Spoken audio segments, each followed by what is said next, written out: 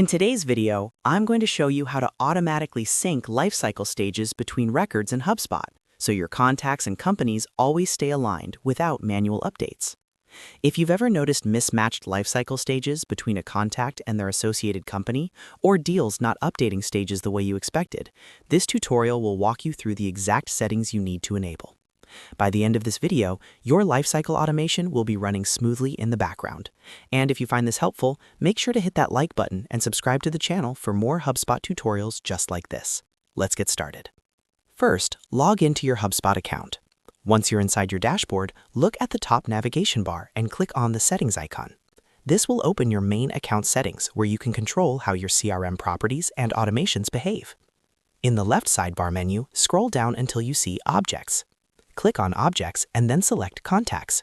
This is where you manage contact-specific properties and automation rules. Once you're inside the contact settings, click on the Lifecycle Stage tab. This tab controls how lifecycle stages behave across your records. After that, click on the Automate tab.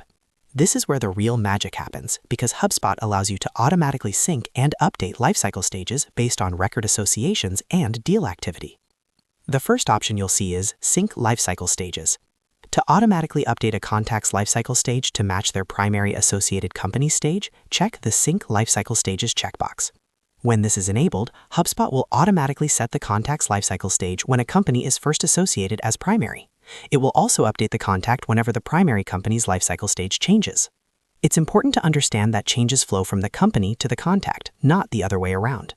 If you manually update a contact's lifecycle stage, it will not change the company stage. This ensures consistency while preventing accidental overwrites at the company level. Next, you can choose to set a default lifecycle stage when a contact or company is created. To enable this, toggle on the setting labeled Set Lifecycle Stage when a contact or company is created. Then, from the Set Lifecycle Stage drop-down menu, select the stage you want new records to start with. For example, you might choose Subscriber or Lead, depending on your process. When this is turned on, every new contact and company created in your CRM will automatically be assigned that lifecycle stage, keeping your database standardized from day one.